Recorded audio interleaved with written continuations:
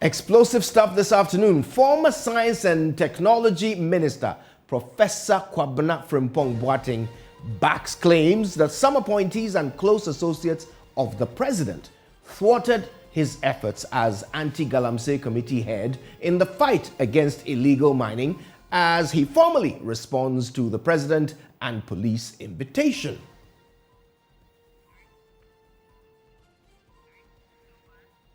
Elsewhere, the fate of Collins Nyama now lies in the hands of the board of the Ghana Water Company, currently deliberating his nomination as workers continue to protest his appointment.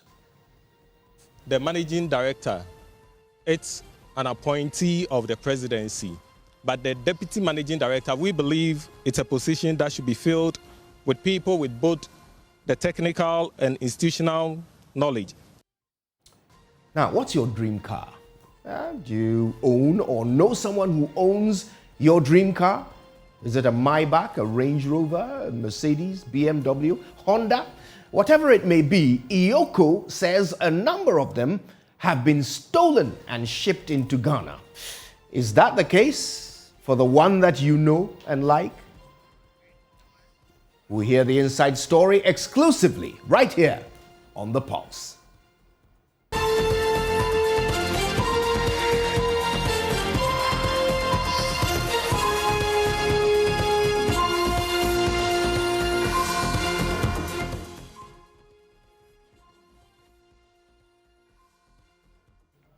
My name is Kojo Yankson. What a pleasure to be here with you this afternoon. Let's get started. Now, the former Minister for Environment, Science, Technology and Innovation, Professor Kwabena Frimpong Boateng, has named some top government officials as being engaged in the illegal mining canker, popularly known as Galamsey.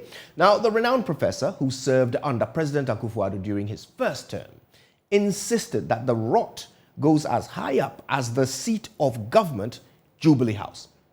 President Akufo-Addo last month tasked the police to investigate allegations. But today, JoyNews has intercepted a 36-page document written by Professor Frimpong Boateng and addressed to the president, the chief of staff, and the police, naming some individuals that he claims frustrated his efforts and the committee he chaired from addressing the canker of Galamsey. Now, my colleague Elton John Brobe joins me right now for a bit more on this. Elton, thank you for your time.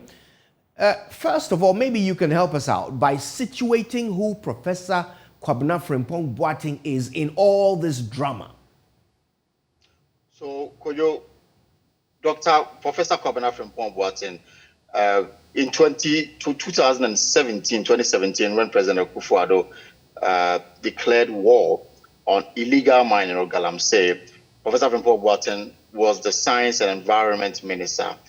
He was made chairman of the Interministerial Committee that was tasked to ensure that the president's decision or directive to ensure that the country is rid of illegal mining, got to work and then ensure that that particular pledge was realized. So he was in charge of a body made up of other ministries that was put together to ensure that we had a handle on illegal mining, also known as Galamsey. Now, of course, we know that at some point, this committee's work was brought to an end. Professor Frimpong Boateng himself at some point was at the center of some allegations. Now, he makes these bold accusations that, the rot goes up as high as the presidency. Now, in response to police inquiries, he's written this document. What's been the reaction of the presidency? So first, we can start by, getting into why this document actually came into existence and to now, proceed to address the current issues.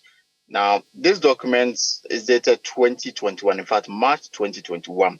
That is the information we have on this document. That this document has already become relevant because of the police investigation into allegation by Professor Frimpong Boateng that some persons, even at the Jubilee House, are neck deep into the illegal mining activity. And we know that when that allegation was made by Professor Frimpong Boateng during that GTV interview, the presidency directed the CID to look into the allegation to establish whether there is merit or otherwise in that allegation that had been made by Professor Frimpong Boateng. But remember that after President Akufo-Addo won a second term in office after the 2020 elections, Officer Frimpong Boateng's name did not come up as a nominee for any ministerial position. So we understand that whilst he was about to exit office, the Chief of Staff wrote a letter to him dated 17th of February 2021. And in this letter, the Chief of Staff asked him to provide a detailed report on the activities of the Interministerial Committee, and then also to establish a way out of the issue of illegal mining. So this 36-page document is what Professor Frimpong Boateng wrote to the Office of the Chief of Staff. Now, it's become relevant now because when this matter of his interview and the subsequent invitation by the police, and he was asked to back his claims with the evidence, he gave them the same document. This is what I wrote to the Chief of Staff and by extension the President. And so this is the evidence that I have. You can look into it or you can go, further. So this is what we have. And in this 36-page document, we make some really interesting allegations, and it makes very interesting reading regarding some persons that he's mentioned in this document, including somebody who was, very powerful at the Forestry Commission. For some legal reason, we are unable to mention some of the names as we have it. But some people who were at the Forestry Commission, and the fact that whilst the presidency directed that there shouldn't be any mining activity in any forest reserve, this person, together with somebody who was then an operations manager, had concessions in forest reserves and had employed the services of about 12 Chinese and who were mining left and right. He said at some point he brought this to the attention of the president, and at a meeting between the three of them, this Forestry Commission officer, the presidency, and himself, he said that the danger to Ghana's forestry reserve was that forestry officer. And then the president promised to look into the matter. He mentioned some cabinet ministers. He mentioned some senior media personnel. He also mentions some, presidential staffers at the Jubilee House as people who worked to ensure that the president's directive on illegal mining was never realized. In fact, he goes on to say that apart from the Ministry of Water and Sanitation, the other ministries that made up the Interministerial Committee, none of them showed any interest in the work of the committee. In fact, they did not attend meetings. They did not implement anything that was agreed to deal with the issue of Galamsey. So it was only himself and, of course, the Minister for Sanitation and Water Resources that were, in a sort, adhering to the President Directive. And there's so many instances where he mentioned the fact that the President Directive was flouted without any regard to the office of the president, and people were doing exactly what they want. In fact, I can quote a part in the document which it says that I can cite several other examples where government, members of government and government appointees,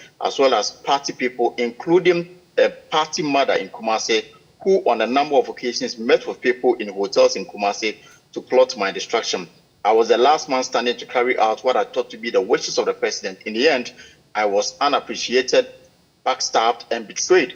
I can live with these things because I know in my heart that I did my work well. And he goes on to say that the battle is still the Lord's. And Kojo, very interesting. There's something that you spoke about here. You mentioned one, a youth organizer of the MPP in the Eastern region. That about 2 years ago, the attention of the Interministerial Committee was drawn to a site that had been degraded, and the tailings from there were directed in the Brim River near Enyinam. The task force impounded 2 excavators and deposited them at the police station at Enyinam.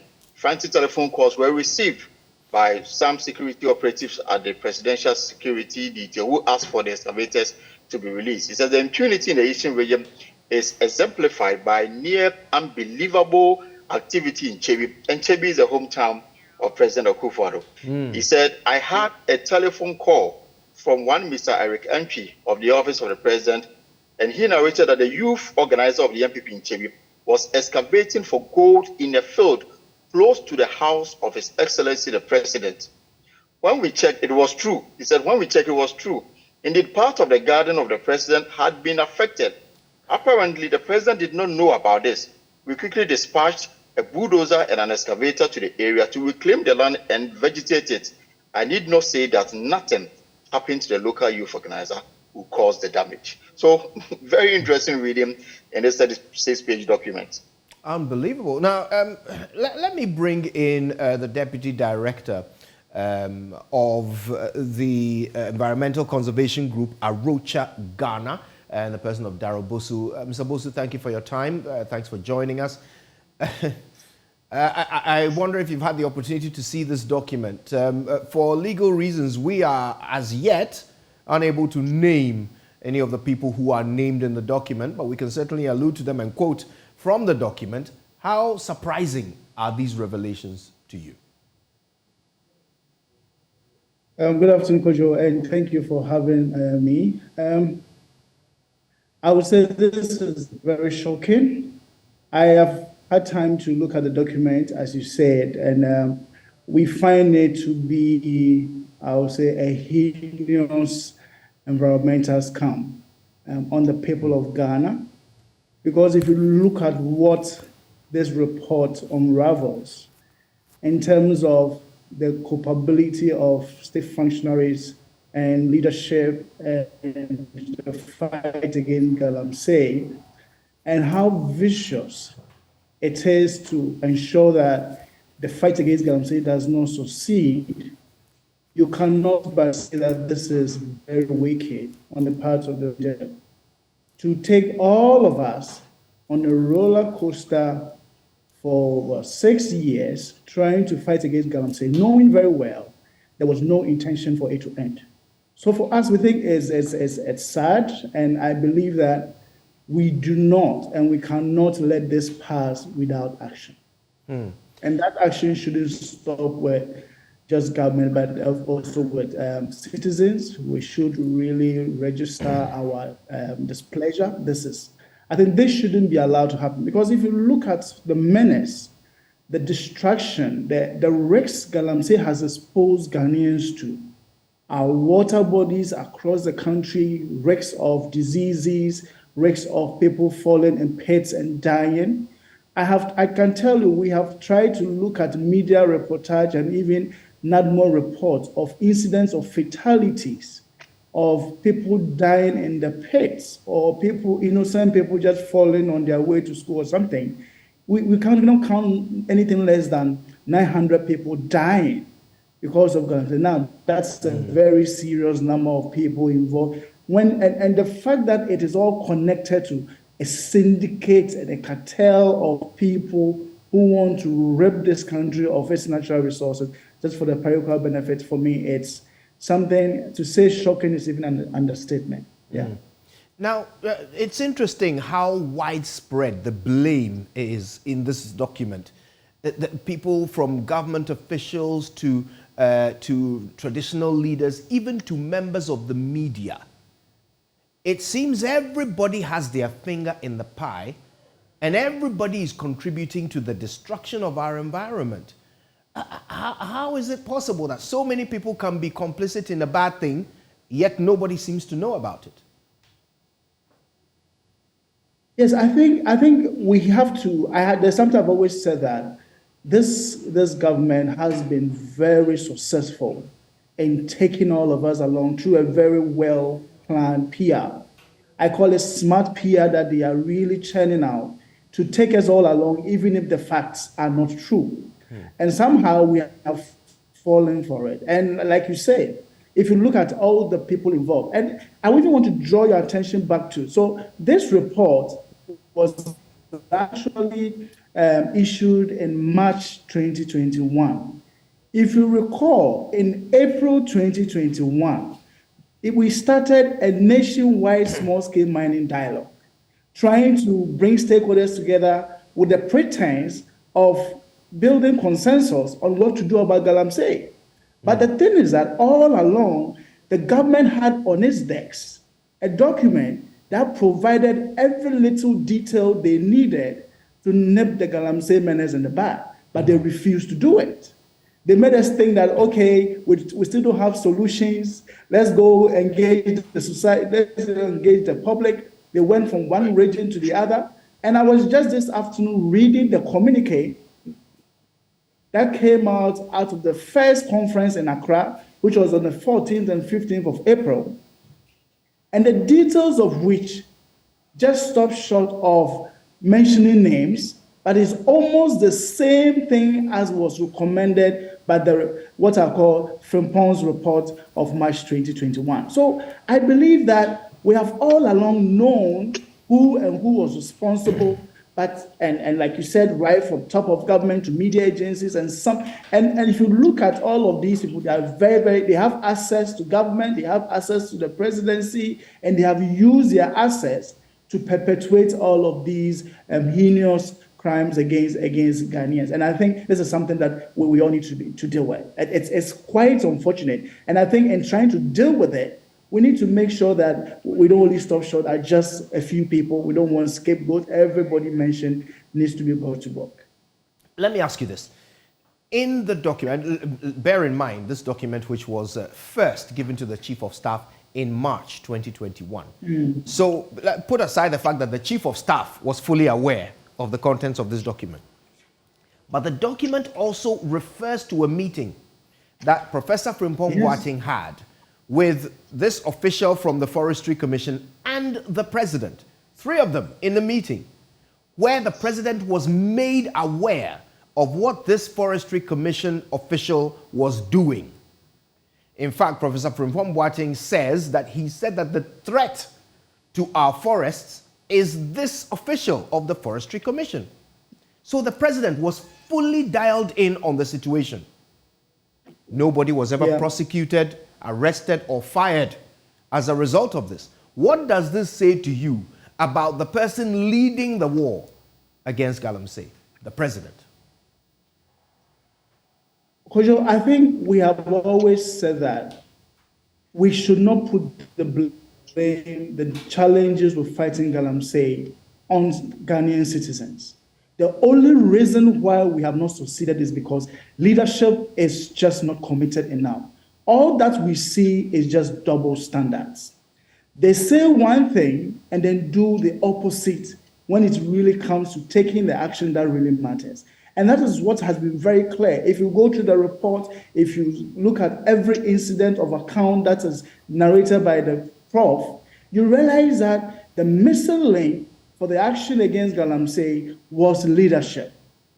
And that is what, the conclusion we come to. So the people, you saw how civil society was really keen about dealing with this. Communities have been agitating, traditional authorities and all of that. But when it comes to the point where we say, stop this, you don't do that. We even went to the extent of coming out with a new act, making it more punitive to sponsor, to finance, and engage and facilitate mining. And all of this is still not working because the leadership says that was just for the optics. You go ahead and do what you want. So for me, I think I can pardon Ghanaians for all the blame of stubbornness we have put on them and all of that. Yes, we might be stubborn, but I think leadership has failed us greatly in the fight against Galamsey. And this is where we need to make sure that going forward and learning lessons in terms of implementation and natural resource governance, we need to think about empowering the people more and taking away those unfettered powers we give to the executives to do whatever they want at their whims and caprices. It's unfortunate. Thank you very much, Darrell Bosu. Now, Elton, just before you leave us, have any of the people named in this report reacted? For instance, this youth organizer who was digging up the president's back garden in Chibi, have any of them made any public comment about their exposure in this document?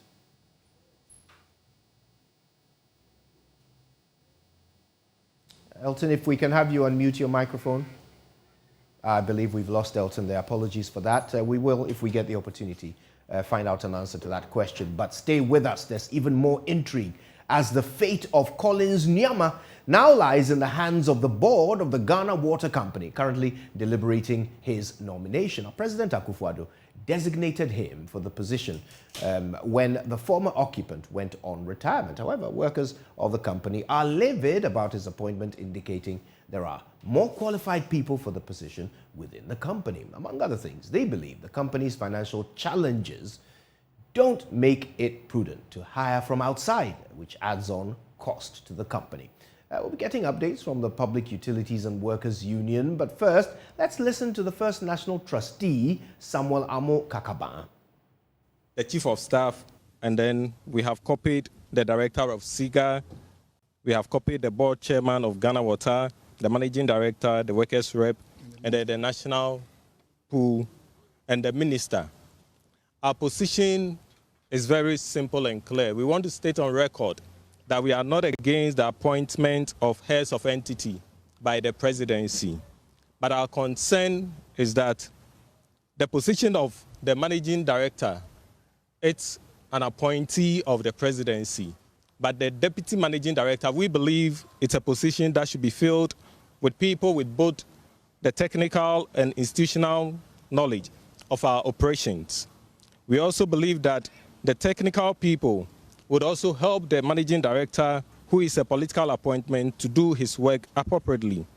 We also want to state that the profile of the purported nominee indicates that he lacks the requisite professional qualification to be a deputy managing director, F&A.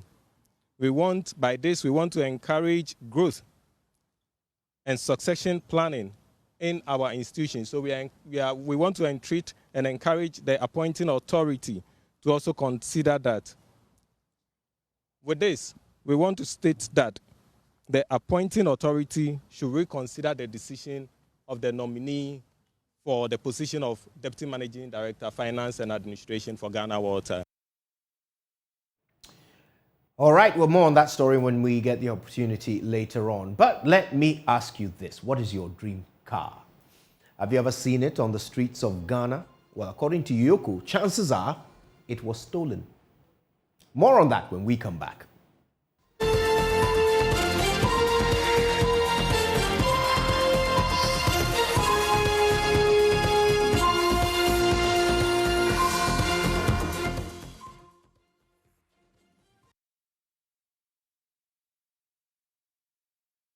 Welcome back. Now, what's your favorite car? I'm sure it's Maybach, maybe, a Range Rover. Perhaps you dream of a Mercedes or a BMW or a Honda. Whatever it may be, Iyoko says a number of these vehicles here in Ghana were actually stolen from Canada and other places, brought into the country. Now, those who bought them have no clue that these vehicles might be stolen.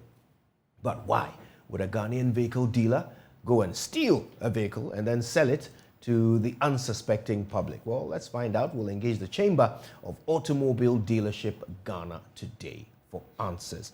They join us here in the studio. We'll get quick introductions all around the table. Thank you for making the time. Thank you. All right. So I'll have to ask you to help us with your names. I'm Eddie Kusi Ankuma. I'm George Dumeno. Okay. All right, listen, let's get started.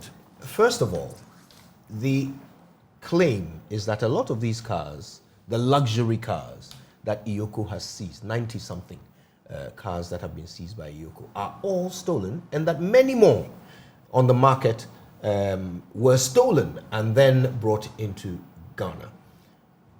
How did that happen? How did your members end up handling stolen vehicles? Thank you for the opportunity given to us. We would like to use this opportunity to, say good afternoon to your cherished viewers.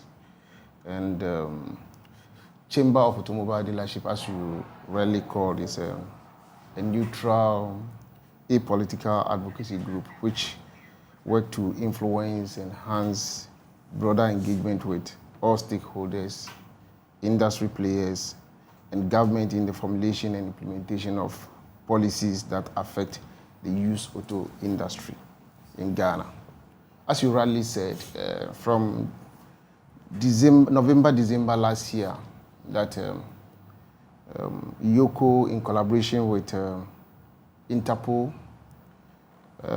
Canadian security agencies came with a claim that some of their vehicles have been stolen. and they entered a lot of garages to, arrest those vehicles. And this, as a result of that, there was a press release to, inform the public that they were not true. And based on that, there were engagement with Yoko to present our document that Canada, with all the sophistication, allowing the luxury cars to, take off board ships. The necessary documentation are presented to Ghana Customs, pay for the duty. After 3 months down the line, you are claiming that those cars are stolen vehicles. That is what we don't understand. And in this year, January, around 13th of January, we call stakeholders engagement, inviting customs that it is their role to make sure that every car that enters here is, genuine cars. And they are claiming that even they themselves, they are not privy to how those cars are, termed as stolen vehicle. And they were told that Canada promised that they are going to bring machines that will be able to detect that. So even if the agency, customs, and Canada, they are not able to, determine at what point the car is a stolen vehicle, how much more a vulnerable importer and businessman. So it's a very big issue. Yeah, but who did you buy these vehicles from? Have you spoken to them to find out how come you're being told that the vehicles you bought from them legally are now being classified as stolen? Okay. Thank you very much. In a nutshell, it's not all dealers in Ghana who has been involved in this accident. But you speak for dealers, we're speaking right? for dealers, especially the Chamber of Automobile Dealership Ghana. Yes, the whole thing is that we got to know this, and quickly we called for stakeholders engagement at the Rata Hotel. That was the 13th of January. And it was together with the customs, Yoko, Interpol, and all those that we think they are involved. We called all of them and we had a discussion to know where the problem lies. In fact, some of the dealers that were involved, some has no clue about what happened, because it's like you have seen a car online. You're sitting there in Ghana here. You've seen the car online. Or you've given money to your friend in maybe the US to buy a car for you. He has bought a car. The car has got to Accra or Tema. You've got your bill of lading. The car is on manifest. And you've gone to clear, to pay your required duties. You've brought the car to your garage. Some have even sold their cars to other customers. And whilst they are driving the car, they'll be stopped and asked for a check the chassis number, and later they say the car is stolen. So it's something that we all are thinking about, how this thing can be minimized. Because anybody can be the victim. When you say initially, you said we've gone to steal cars and bring. No, that is not the point. We have genuine guys doing business, and we have people who are, let's say, in that kind of business that they are doing. But there are some that has no clue about where these cars are from. He has bought the generally, paid money, and paid the requested duties to the government. And it ended up like being stolen car. Right. So now what we're doing right now is that the Chamber of Automobile Dealership Ghana, we have come out that we will find out and we'll work with the stakeholders, the security agencies, to make sure we minimize this. Because the sad thing is that you'll be a Ghanaian, you'll be walking around and they said Ghanaian dealerships are bringing cars, stolen cars into your country. And it's not good about us. Yeah. That's and why another thing that I want to make is that, you see, when you buy a car, these expensive cars, and if it is a stolen car, the consequence you have is that if you miss your car key, there is no way you can replace the keys, because it has been your this thing will be blocked, and these manufacturers will say you contact them to do. No, they won't do it for you. So it's a whole lot of big issue that we try to save customers, consumers, and also those in the business who are not enlightened about what is going on to know how to go about it when they are buying the cars. Right, now a minor correction. I asked the question, why would Ghanaian vehicle dealers go and steal vehicles and then sell to the unsuspecting public? So it's a question I'm asking. Thank you. As in, why I would such a understand. thing ever I understand you. happen? Yes. So let's now try and understand what can be done. So now, as a customer, how can I be assured I finally saved money to buy my dream car? I've seen one in your dealership, and I come and talk to you, and you've given me a great deal, and I've paid for it. How can I be assured that I'm not the next unfortunate person who is going to be stopped by the police and discover that the car that I spent my money on belongs to someone else? Yes, as a result of this Rambo style raid of our garages since last year, we've decided to engage other stakeholders like customs, Interpol, police, CID department, Director General of Police, and the all Shippers Authority, Ghana Standard Authority, and eventually Interpol. That they are going to create a platform, because at first we were thinking that Interpol were supposed to be arresting maybe political criminals. But during our engagement, we got to know that Interpol had information about all cars in the world. Yeah. So we are liaising with Interpol to connect all the information concerning every car, so that before you buy the car, you just forward the detailed information of the car to that platform. Interpol will be able to verify and give you the accurate information concerning that car, so that when you buy that car, you don't buy, what do you call it, you are not a victim of what is happening now. Right. So at the moment, can you assure the public that every car we see in your dealerships today is completely robbery-free and it's safe for us to buy? Yes, let me come once again. You see, this issue of stolen car that they are claiming, there's something that is going on that the public ought to know. And we shouldn't tag importers as what you call criminals, in a sense that, as it is now, the state is involved, because you claim that those cars are stolen cars and they are paying duty on it, and you are taking it into the government coffers. The government is involved. Now the number of 95 cars that has been listed that they are going to retrieve, some of them have been purchased by consumers. They are using it. They are involved. Then the garages owners too are involved.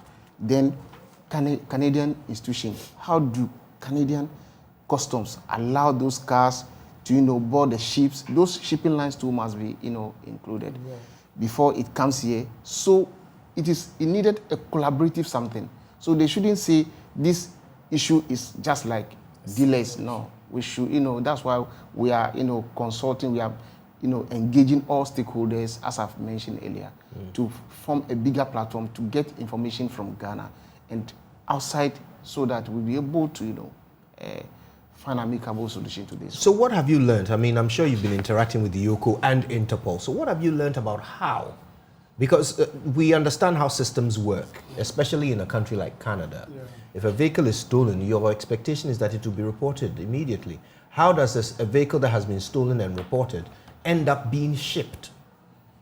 How does it travel all the way to Ghana when it can be tracked? Because obviously that's how they found it. They tracked it all the way to Ghana. So how was it not tracked to the shipping yard? How was it not tracked while it was on the ship, or while it was even at the port in Ghana?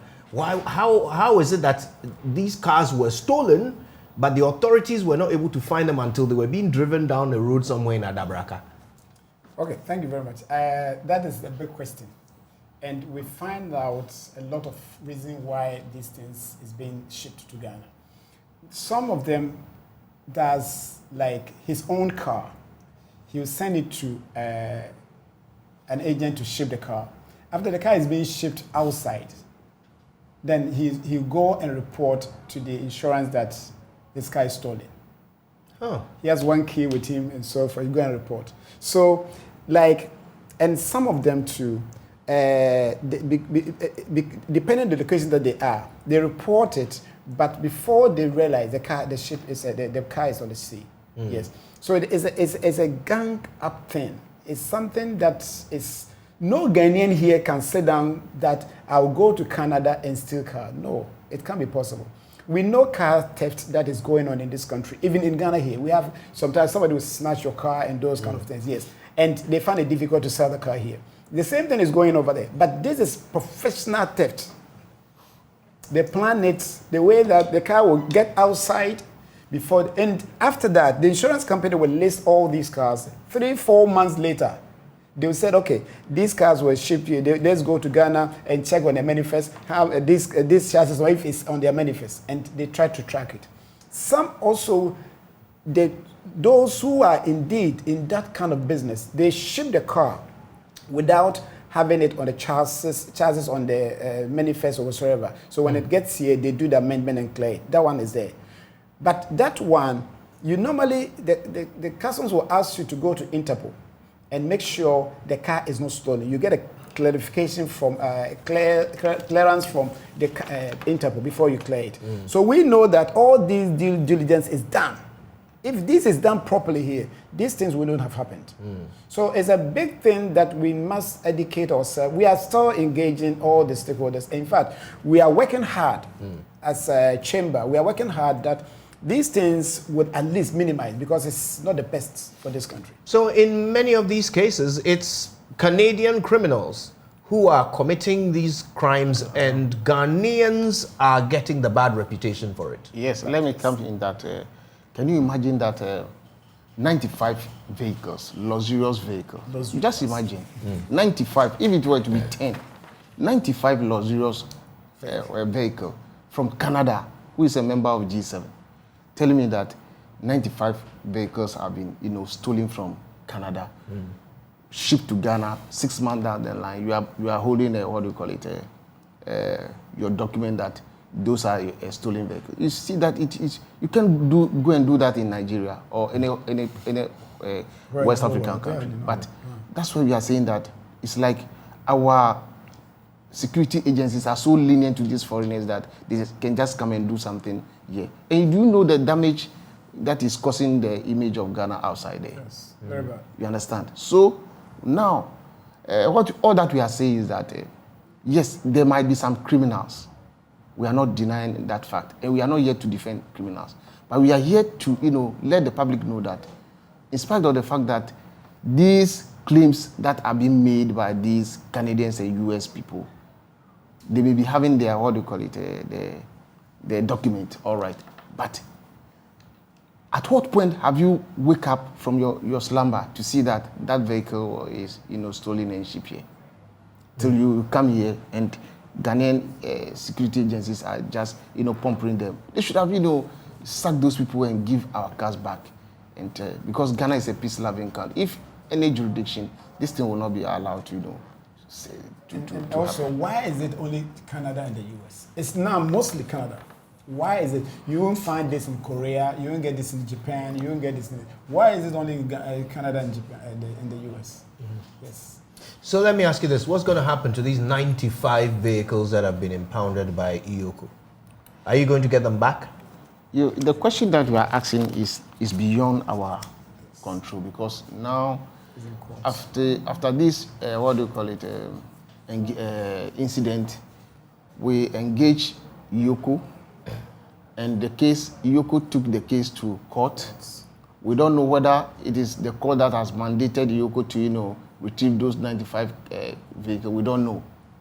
But as to what will happen to that vehicle going back or staying here, that one only God knows, because they are claiming they are taking those cars back.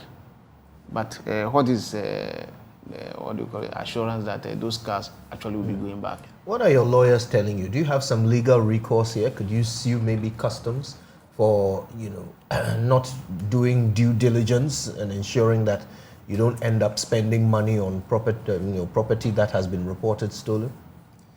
I think those involved, they have lawyers they are engaging. as far as we are not involved in that, so there's no need for us to.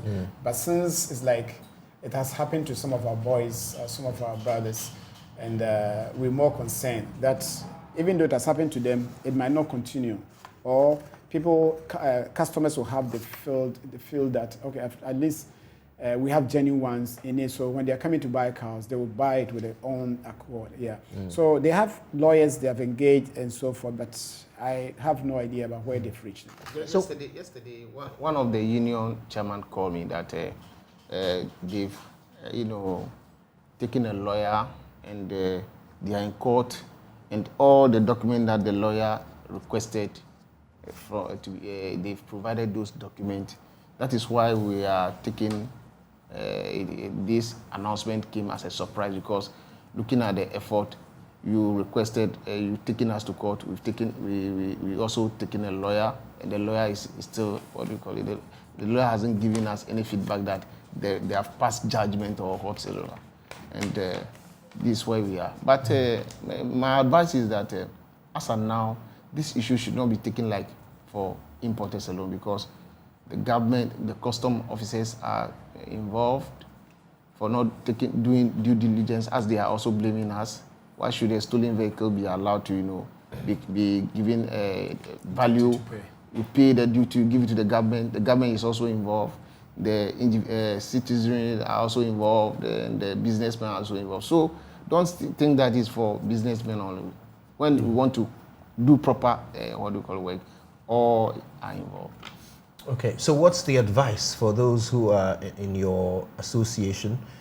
What can they do to ensure they don't end up with stolen vehicles? What are you telling them technically to do to avoid this situation? Yes, as I told you before, there was no platform like we are having now.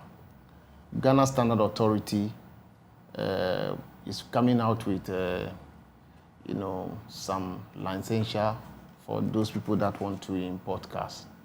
And they are liaising with Interpol to feed their system with all information about cars that are, going to be shipped from America or elsewhere.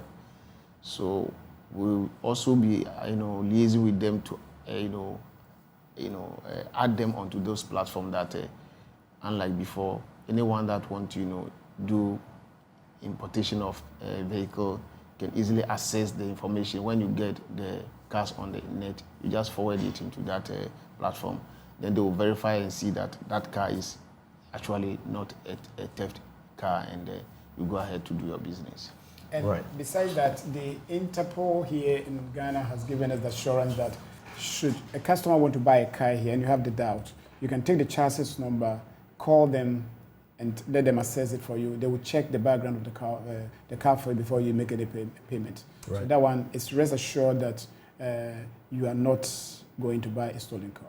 Yeah. Okay. Now, according to IOCO, there are about 400 of these luxury vehicles that are suspected to be stolen from the US and Canada here in Ghana, which means these 95 are just the tip of the iceberg. Yeah. Are you expecting further seizures of vehicles? Yeah, I know they are seriously working on that, and they will, because some have been published that if you have those cars, they've published some cars with the chassis numbers. So if you are in possession of those cars, you have to report it. And I think it's the best way for anybody who are in possession of that, go and report. And after all, if you do that, they will know that if you are not part of it. Yeah, but if you sit down for them to come over you, that would be a different issue. When did they issue this this list of chassis numbers? Oh, it's in the media, in the social media. Yeah. Yeah, so it's been there for some time. I just saw it happening last week. Yeah. Okay. To add to what we have also asked about 450 vehicles that they presume that they are stolen vehicle. We had an engagement with IOCO. There was, describing a specific category of cars that 4 out of every 5 of that category of cars, 4 is ascribed as a stolen vehicle. But our worry still lies in the fact that United States of America and Canada, with their sophistication, telling us that their car has been stolen 5 months down the line before they are able to come up and see it. And that is Very worrying situation.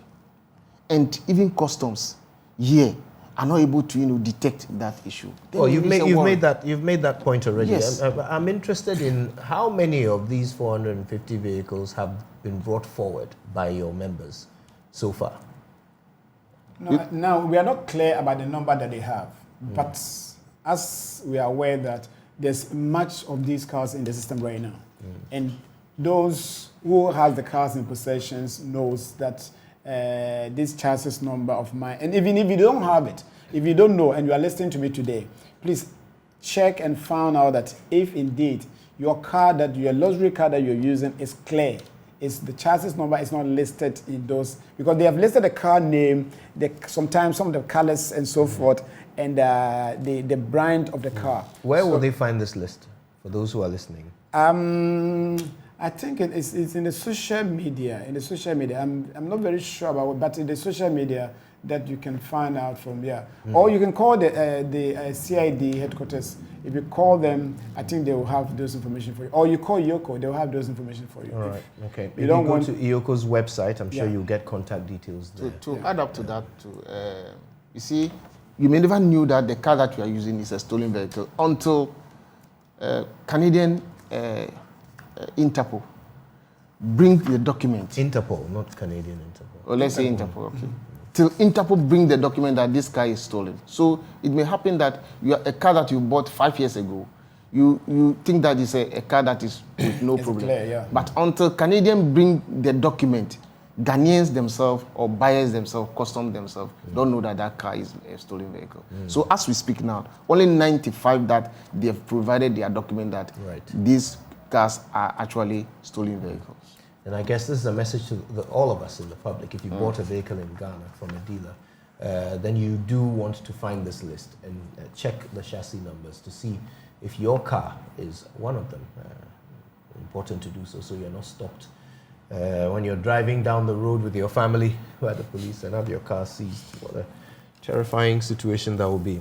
Listen, thank you both very much for joining us, giving us all this education. We'll keep an eye on this story as it unfolds. We appreciate your time. Thanks so much. Very much. Thank you. Okay, now, in other stories, the chief executive of Aspen, Africa's largest pharmaceutical company, is asking the government of Ghana to take immediate steps that will check the influx of counterfeit pharmaceutical products into the country. Now, the business executive, who doubles as chairperson of BRICS Business Council in South Africa, says that he is concerned about the heightened levels of importation of substandard medication and its devastating implications for public health. Dr. Stavros Nikolaou says the situation can be checked if African countries halt the importation of medication and instead manufacture medication on the continent to meet the specific needs of the people. He was speaking in an exclusive interview with Blessed Soga on the sidelines of the African Continental Free Trade Area Business Summit, which happened in Cape Town, South Africa. Check this out. Ross Nikolaou, thank you for talking to JoyNews. The After Business Forum is underway in Cape Town, but a lot of international actors are beginning to pay attention to what Africa is doing to accelerate intra-African trade. From the perspectives of BRICS, it appears that there's a lot of interest in what's supposed to be an African business for the African people. Why is BRICS interested in what's happening on the continent? Firstly, thanks very much for having me on JoyNews. It's a great pleasure. BRICS has an active interest in Africa, not least because South Africa is the only African country that is part of the BRICS formation. So let's just unpack what BRICS means for a moment. BRICS constitutes, in purchase power parity terms, 31.5% of global GDP. So in contrast, the G7, who we always held out as an important political formation, is only 30% of global GDP. So in other words, the BRICS formation in purchase power parity terms is now bigger than the G7. So it's a very important global formation. It's important politically, but also important economically. And we are business people, so we are interested in the commercial, trade and investment prospects that BRICS could bring. So the African Continental Free Trade Area is a natural partner and alliance to BRICS. And what do we as Africans want to develop in a BRICS partnership? We don't want to just increase trade, because trade has to be on a win-win basis. It has to be both ways. So the BRIC countries need to invest in Africa, and similarly Africa will also invest and trade with the BRIC countries. So part of what we want to achieve as a BRICS Business Council is to even out the trade imbalances that exist, but also to open up both sectorial and industrialization opportunities. And you will find some of those partners in the BRIC countries that can assist the continent with industrialization. Today, of course, we're in Cape Town at the Africa Continental Free Trade Area Business Forum. And one of the key thematics is, how do we industrialize our continent? It's important to industrialize our continent because that is the best way to get a multiplier economic impact back into the economy of our different countries on the African continent. For countries such as Ghana, BRICS is not obviously an alliance that we're very much conversant with in terms of our relations. We have individual relations with, say, the likes of China, which has the highest volume of trade with our country, but as a bloc, we don't naturally have that alliance. How are you going to convince countries such as Ghana, for instance, to buy into this idea of an after-BRICS alliance? Well, look, I think by virtue of the fact that China is your biggest trading partner, you immediately have an association with BRICS, because China is obviously the biggest economy in BRICS. And if I look at China's trade with the continent, you know, it's pretty much China, United States that are dominant, with some European activity as well. So the fact that you're already in a bilateral means that you've already espoused BRICS as a formation. What BRICS does is it's a more formalized structure, and what it will do is it will allow you to identify those areas of complementarity at a sectorial level. So if you're strong in sector A and product B, and that's what's needed in the rest of the BRIC countries, it opens up that market for you. So it's a collective market that potentially can open up for the future. And as I said, 31.5% of global GDP and around 40% of the world's population makes up BRICS. And in fact, when we talk about the continental free trade area itself, there's a lot of skepticism in terms of as to whether or not we'll be able to survive or make it. Are you positive even in the first place about this free trade area? So I'm cautiously optimistic, and I say that for the following reason. And I saw this, I'm in the healthcare sector, and I saw this during the COVID pandemic, where Africa couldn't access vaccines. Now, why could we not access vaccines? Because we're 54 fragmented markets.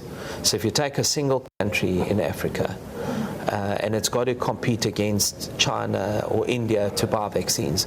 Now, those are markets of 1.4 billion people, economies of several trillions of dollars. However, if you begin to aggregate the volumes in Africa, you start consolidating those volumes, suddenly you get scale, you get economies of scale. It's a market of 1.3 billion people. Africa's GDP exceeds $3 trillion. And suddenly you're in a different ballgame. You're able to compete on the global stage. So what is the Continental Free Trade Area trying to do? It's trying to aggregate and coordinate Africa's volumes so that Africa can compete globally in the first instance.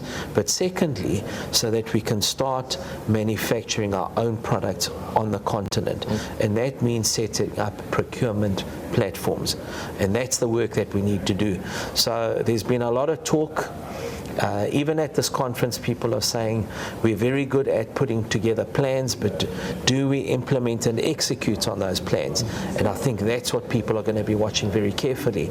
We have to start developing the platforms, the capacity and the capability to start doing this pooled procurement on the continent.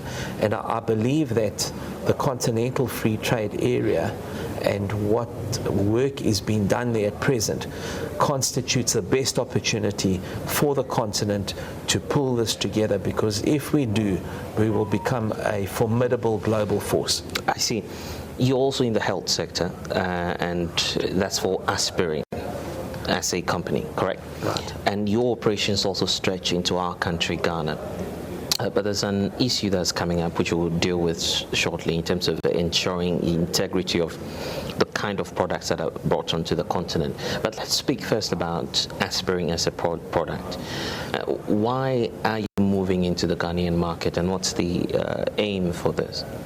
Look, Aspen is the largest pharmaceutical manufacturer on the African continent by quite a stretch. And we have an extensive African footprint. As we do globally, we've got an extensive global footprint. But in Africa, we've got a presence in East Africa through Kenya, Tanzania, and then a presence in Anglophone West Africa through a facility that we own. This is a manufacturing facility that is in Accra. It's a facility that produces products for the Ghanaian market, for Ghanaian patients. So we are very committed to the continent, and we continue investing in the continent. We continue growing our global footprint, and we are a proudly African company, and that's why it makes a lot of sense for us to have a presence in Ghana. I know that there are constraints and challenges at present in Ghana, as there are in other parts of the African continent, but we remain committed to supplying medicines to patients on the African continent. You know, whether it's vaccines or whether it's a basic cough syrup, whatever the case might be, our commitment is to African patients and African healthcare systems. Now, your question earlier, you were raising that there are some counterfeit and fake drugs finding their way into Africa.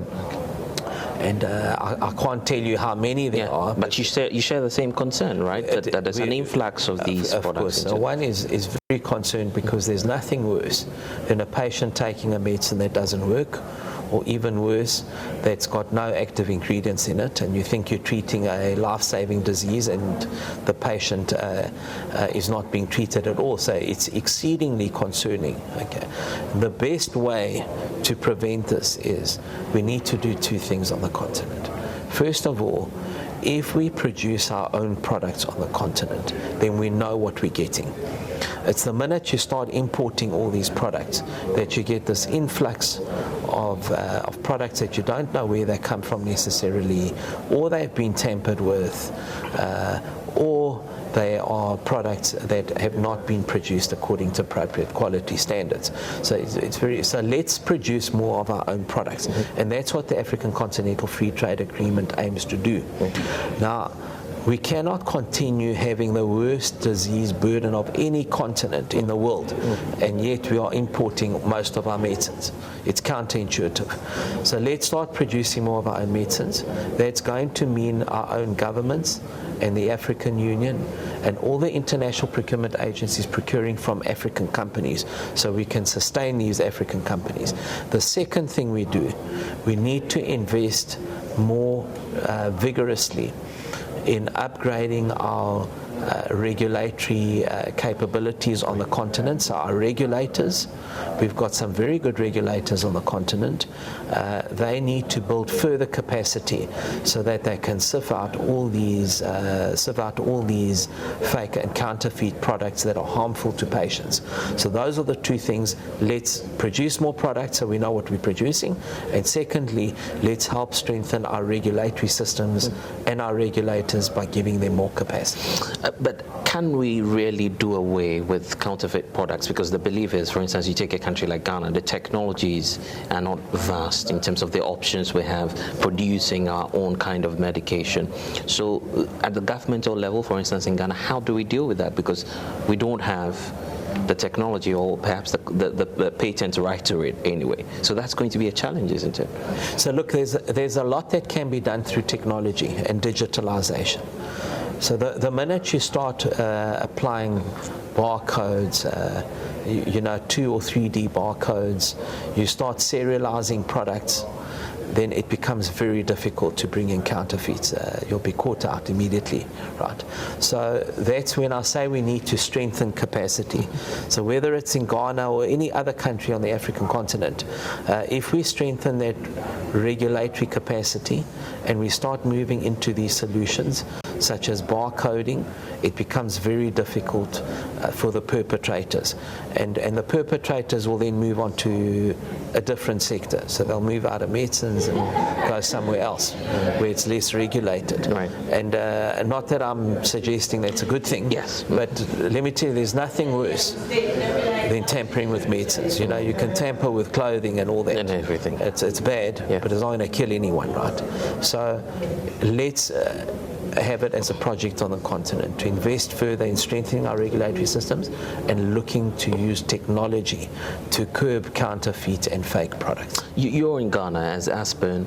Have you also noticed this trend in the Ghanaian market, and how are you using your operations to change the influx of these products? Are you working on it? So look, with us, the benefit is that we are making our products, most of them in Ghana, right? So we know what we're getting, and then it's a lot easier to track what the products are, where they're going. Pharmaceutical products are produced at exceedingly high technical specifications, and because of that, you're able to start tracing batches and batch numbers and lot numbers, etc. So it's easier for us because we are producing in Ghana. It's the guys that are importing that have got a bigger problem because they don't know what they're importing in many instances, and if there are weakened regulatory and quality systems, then very often those products are missed. So supporting locally produced products on the continent makes a lot of sense, not least because you know the quality that you're getting. China will come up. And of course, they are part of the BRICS, so it's fair to ask you the notion and this long-held perception that that's where Africa's problem is coming from, i.e. medication, i.e. Counterfeit products and all of that into the African market. Are you admitting that China is part of the problems that we have? So I'm admitting that there's a problem. I'm not singling out any particular country because I don't think you can do that, because these counterfeit and fake products come from different sources around the world, from the East and the West and all over. I think what is important is, because China is one of, if not Africa's largest trading partner, we need to be speaking to the Chinese to invest more in assisting with quality systems that will detect these counterfeit products, whether they come from China or Latin America or from Africa themselves, right? The important issue is, how do you address the problem? And you can only address the problem if you invest in both capacity, regulatory capacity, but also in systems to detect these things.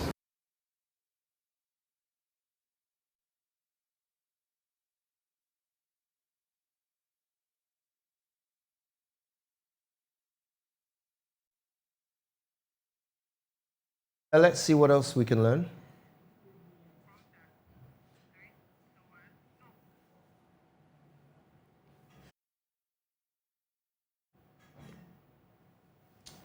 Okay, now work on major road infrastructure projects across the country have been suspended. According to JoyNews' sources, contractors are waiting the outcome of government's domestic debt restructuring program to inform their next moves. The situation is creating anxiety, frustration and anger among some road users in Accra. JoyNews' Emefa Itiamwa Eli visited the Nungwa Interchange Project site and reports the current state of the road is causing lots of inconvenience for both motorists and other users.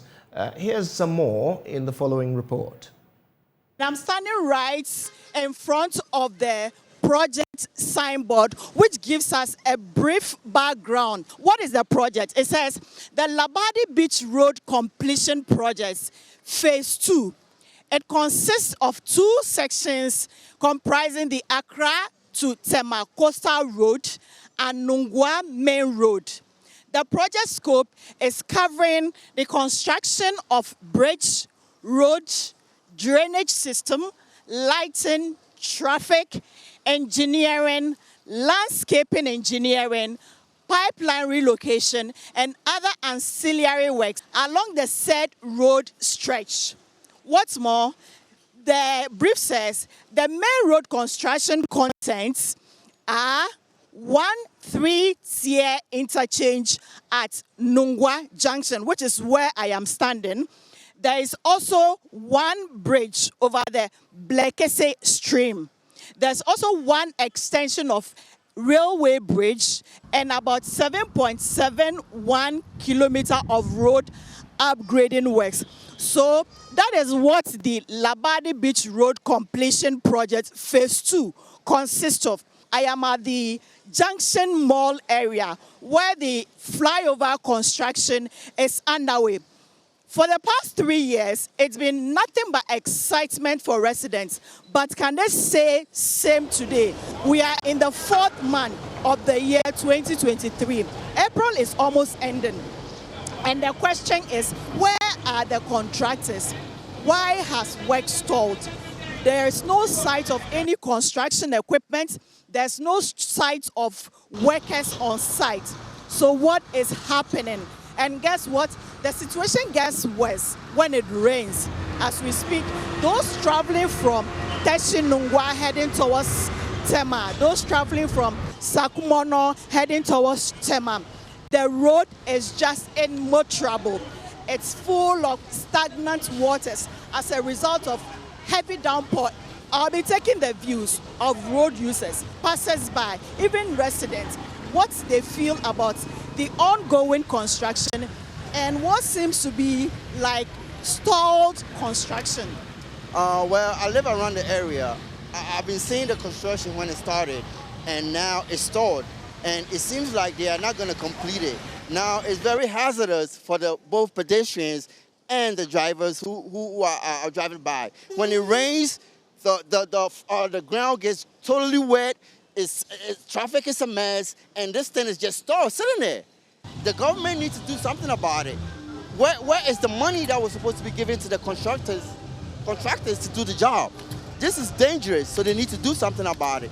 So, yeah, that's all I have to say. But I'm just saying that Ghana needs to be ashamed of themselves starting this project and then leaving it like that to be dangerous for the public. I believe you were excited when you first saw the work starting. What was the impression? How did you feel when you saw that work has begun on this flyover or overhead bridge around the place? It looked impressive at the beginning. I saw the picture right there. They said this is how it was going to look like. Can you point? So I was impressed because I live around the area.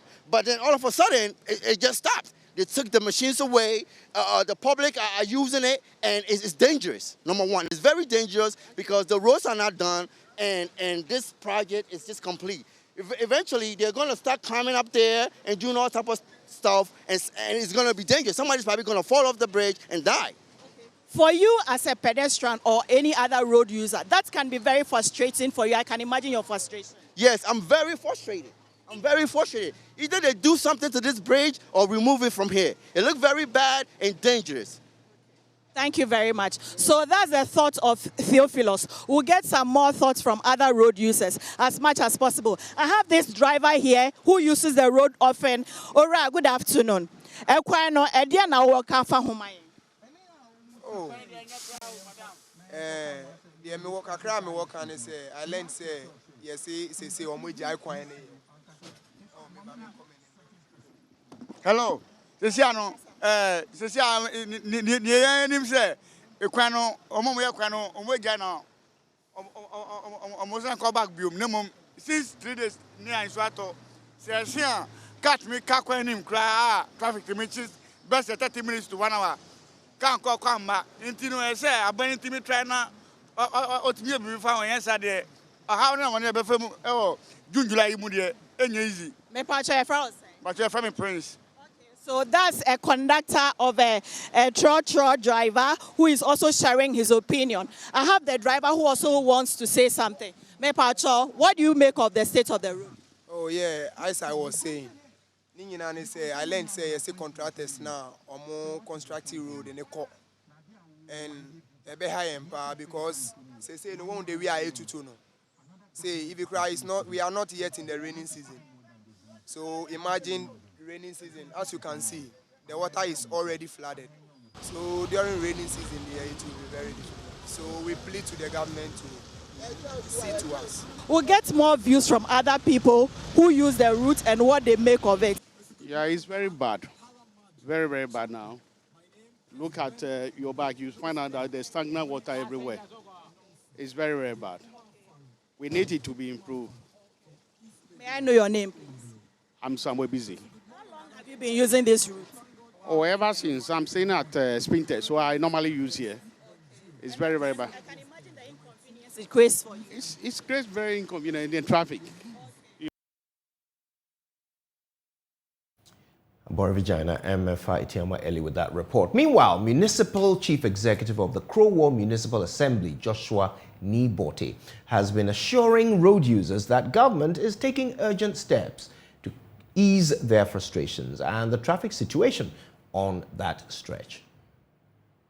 In road construction, some of these minute or some of these minor things happen. What is important is for us to fix it as early as possible so that pedestrians and the motorists can really enjoy the free flow of the traffic so that they can go about their normal duties. I've spoken to the consultant and he has to bring some really pumping machine to just pump that water out and then get the place a little bit prepared. You know, they are halfway, not too much on site, you understand? So that is a challenge we are having.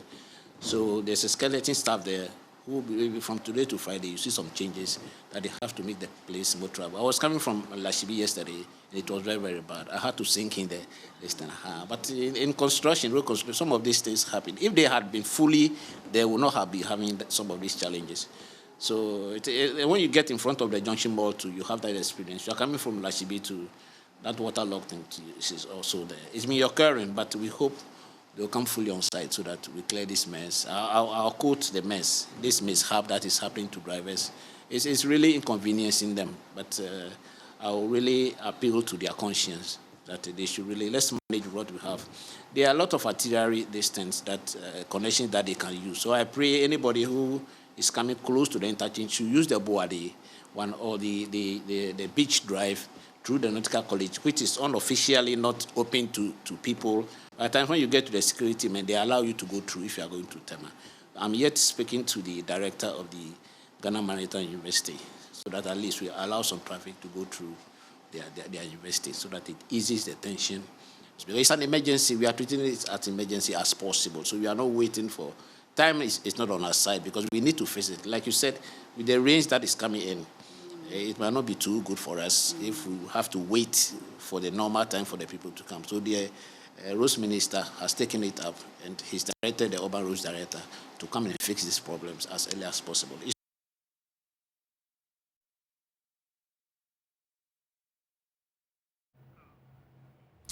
Now, this week, Poland, Hungary and Slovakia halted imports of Ukrainian grain going against the EU in the process, who warned against countries taking unilateral action on trade.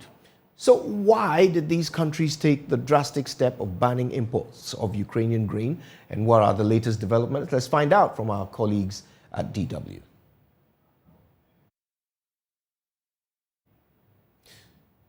So again, why did these countries take the decision to make unilateral choices to ban grain from these countries?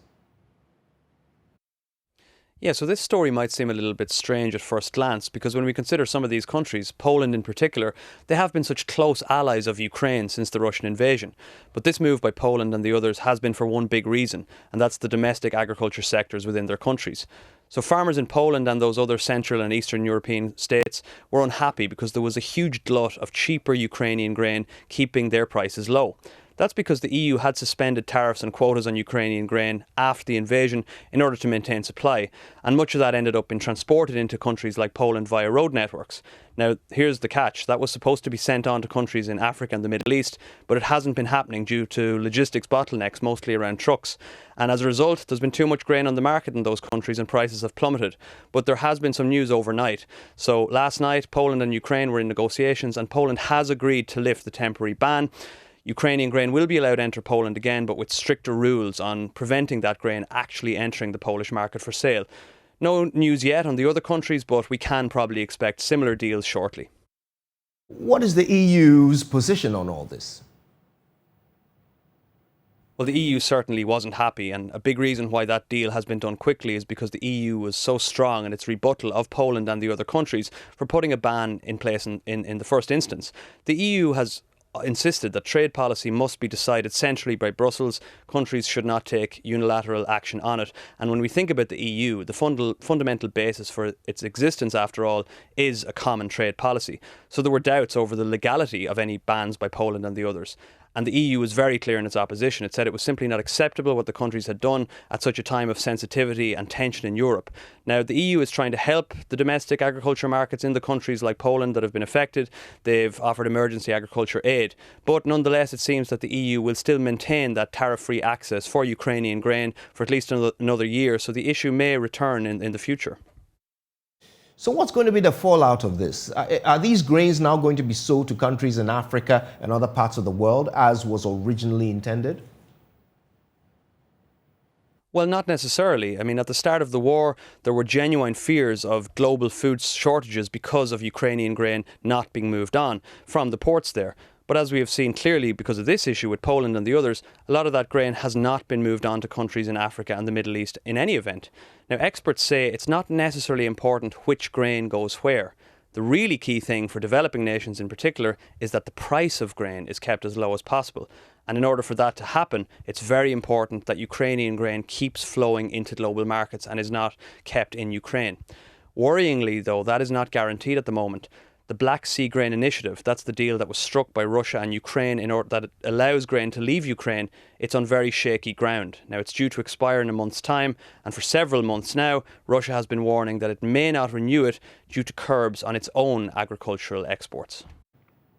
Right, well, thank you so much for that, Mr. Sullivan. We appreciate your update. That is DW, our partners in Germany.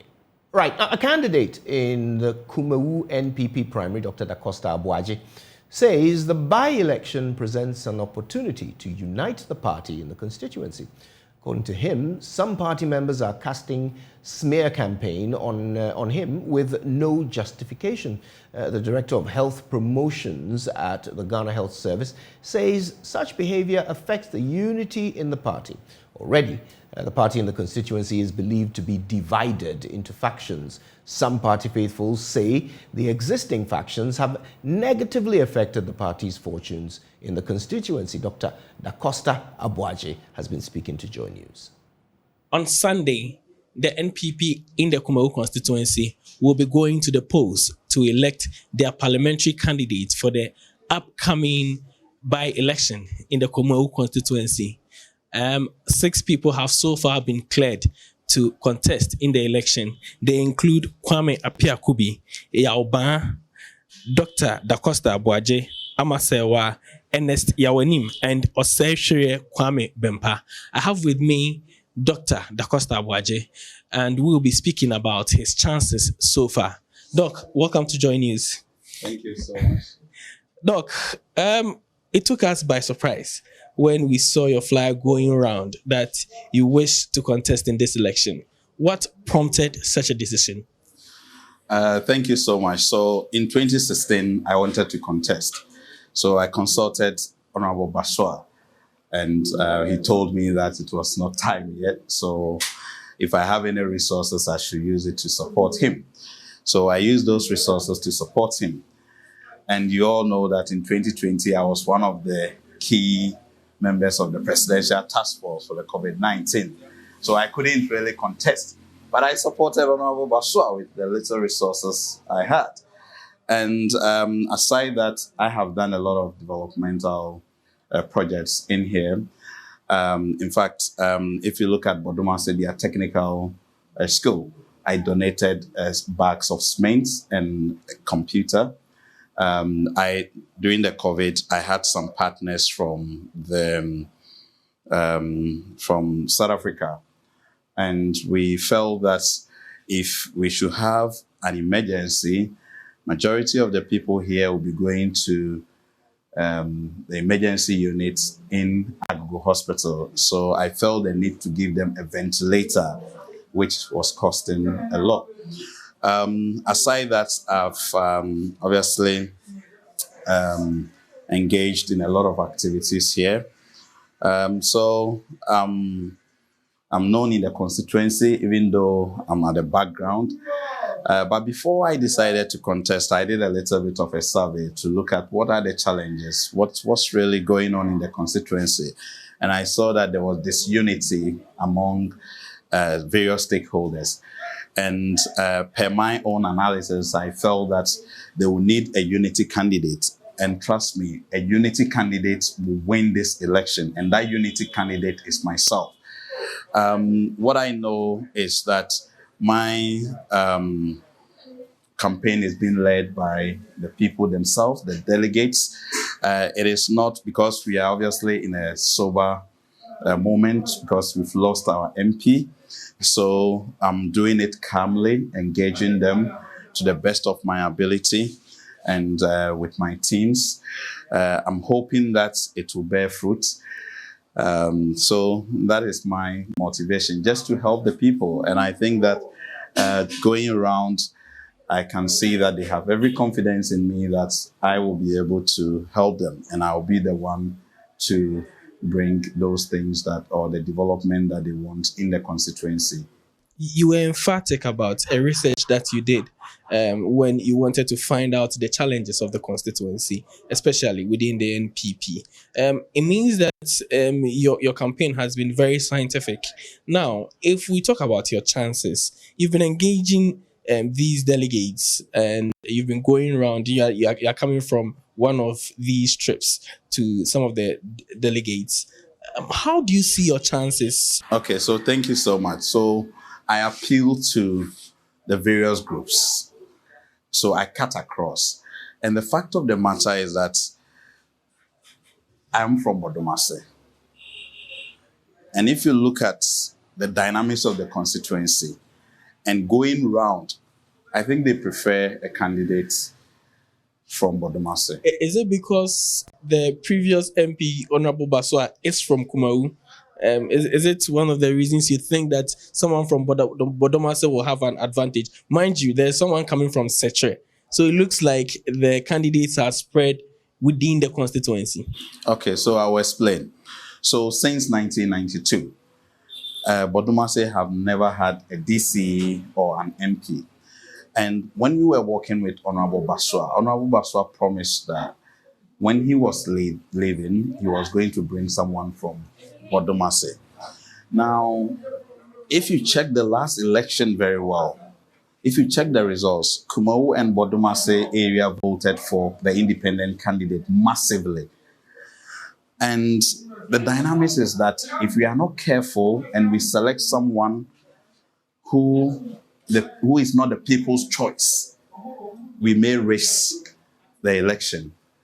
So this is why we need to be careful. We need to conduct the election in a transparent way. No harassment, no victimization. Let's be decorous. Let's not be on various media to insult aspirants. Let it be clean and let it be open. And at the end, we have all agreed to the code of conduct. We have all signed something. Then we will all abide by it. Do not go to your station to tarnish someone's image when you know definitely that it is not true. Give all aspirants the same opportunity as you are doing for all the candidates, because the constituency is divided and we want peace and unity. I know someone has gone to some TV station to tarnish me. I have never met this person anywhere. And my supporters are angry. But the fact is, I've been trying to calm them. I have sent the video to the General Secretary of the party. I've sent it to the committee chair to make sure that it is addressed, because this election, we cannot take chances. We cannot take chances. And it should be a very transparent one. Anything that will hamper the progress of the constituency should be stopped.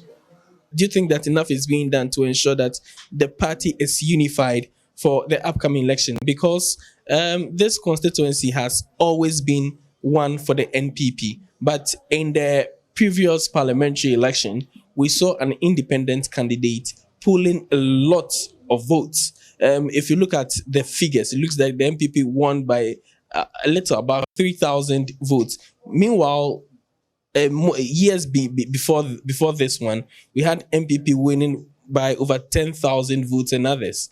Do you think that the party is doing enough to unify the party or present a united front in the election itself?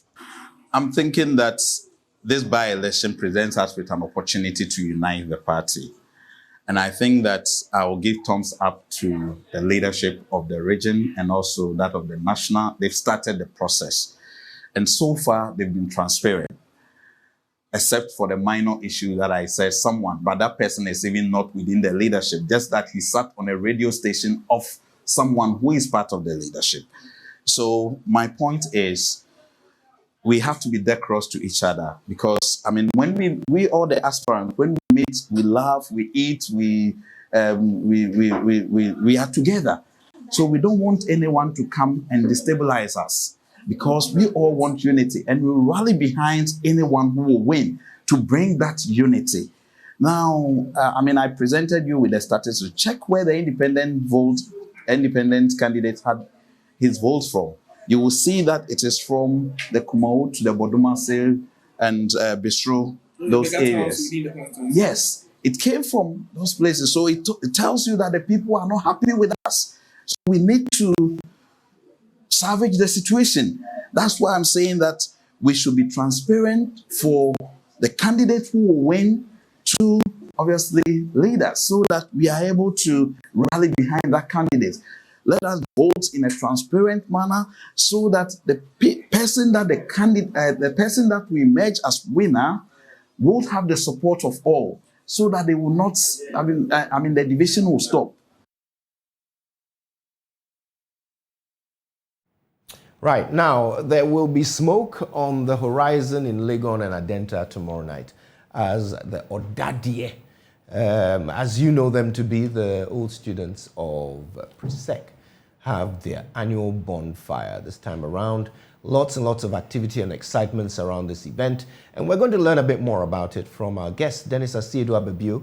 He's a rep for the 2012 year group, and Chris Fifi Johnson, who is the Director of Communications for Dadia. Gentlemen, how nice to meet you both. Yeah, thank you. Excellent. Thank you very much, Absu. So the big event comes around once a year, right? Yeah. Tell us about tomorrow's. Why is it special?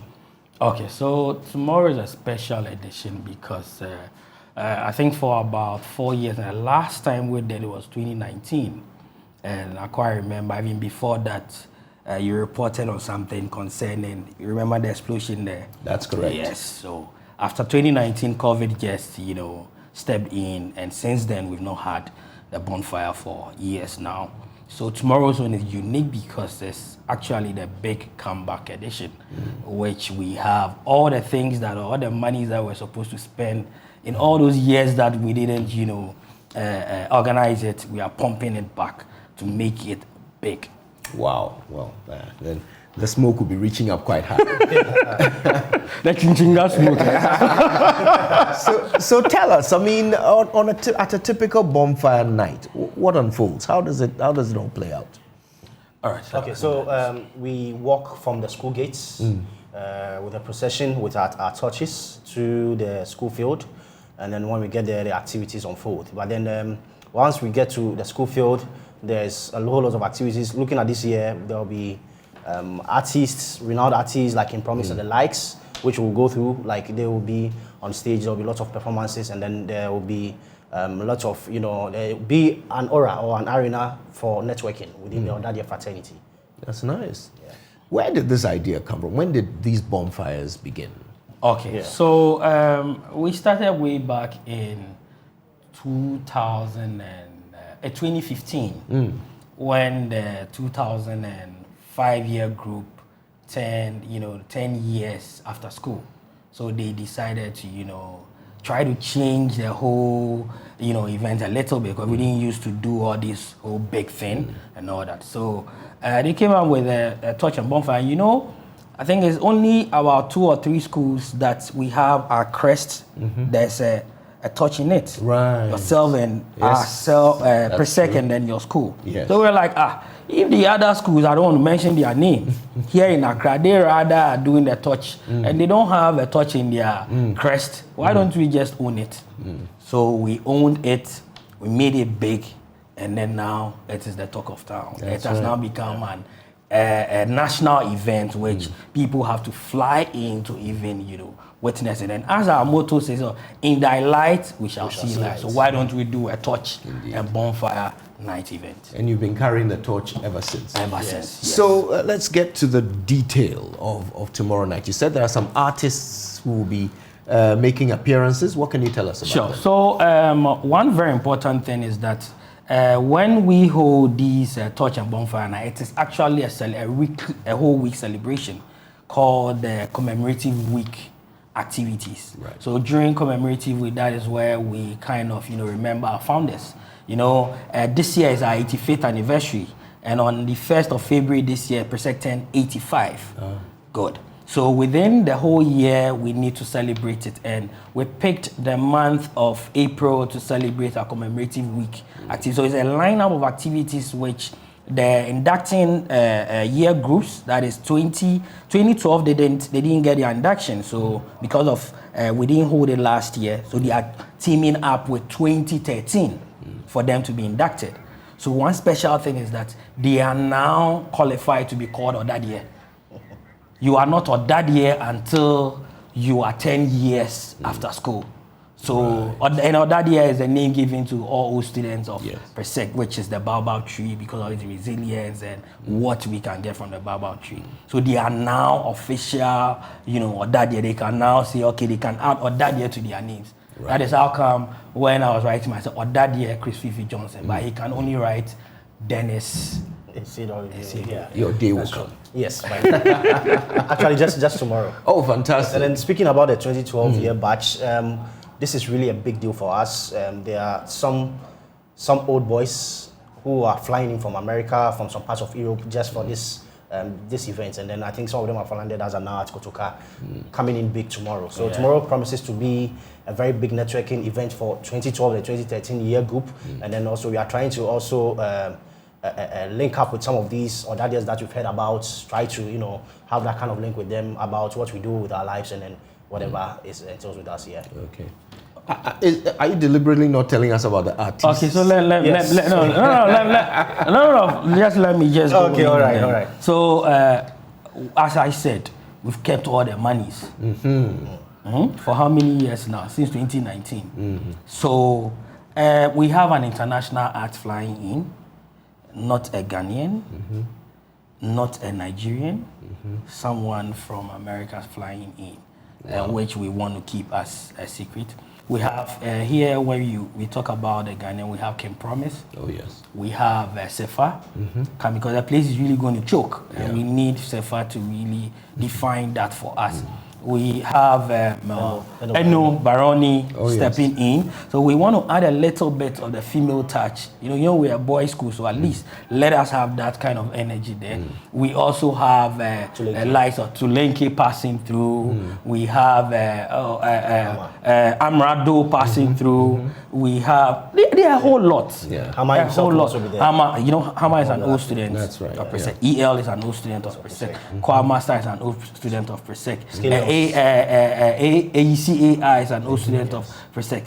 There are a whole lot of, So it's not only the science bit when it comes to entertainment. We are there, all aspects. Wonderful. And it'll all be on display tomorrow night. Yes. So, I mean, who can attend? Can anybody, gate crash, or do you have to be wearing a crest? Yeah, on so your chest? it's open to everybody, especially to our big girls ladies, and then also to all students of the other secondary schools. The 2 secondary schools in Ghana, PSEC, and then the rest. So we are inviting the rest to join us, celebrate this big day, and I mean it promises to be fun. Yeah. So What about those of us who went to a college? Because you went to a secondary school. So those who went to the college. Yes, can we also attend? No, don't worry. Are you even trying to? I understand. Reply him. Those who went to the college are not invited because we don't do colleges here. But I saw you, I think, how many years? I saw you I think the last one, 2019, I saw you. Yes, somebody invited me. Yeah, and you enjoyed yourself. Privileged to be there, yes. Yes, you enjoyed yourself we had a good very time. well. Good. So we are calling all our seniors because when you light your touch, before you get to even Pedu Junction, the lights would have gone off. So come, found two more boy at the Aruna Charlie. Let's make it big. Yeah. Never have I felt. But this time around, we won't bring any changing man. Never have I felt more constrained hosting a show.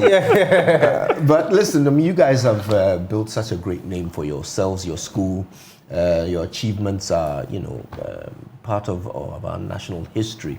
And it's always a pleasure to celebrate with you, at least once a year when you come together for your bonfire nights. So what's your final message to those watching who are as excited as you are about tomorrow? Sure. So on behalf of the Global Executive, that is our president, Odadie, you know him already. Your national president. Ernest Oforiso, it's not national president. It's called the global president. Global. Yeah. Global. Okay. Say it again, global. Global, the whole world. Okay. That's Odadie Ernest. It's not like there's another president in Odadie Ernest Oforiso, that is our global president. A global vice president, that is Odadie Patricia Obonai, the CEO of Vodafone. On behalf of all these two big leaders, we want to invite all Odadies and all Ghanaians to join us as we celebrate our 85th anniversary, and with a theme building upon a legacy of excellence. All come along and join us. So we are calling everyone, come along and join us. It promises to be quite a night. You can make it, please do. Thank you both so much for your time. Thank you very much. Right, well, I guess this is a good place for us to tie a bow on it. Thank you so much for coming along with us all afternoon on The Pulse. We're doing it again tomorrow. You better not miss it. Until then, though, all the best stories are on myjoyonline.com. Go update yourself. And, of course, stay where you are for LTS, which is up next. Until tomorrow, my name is Kojo Yankson. It's been a pleasure.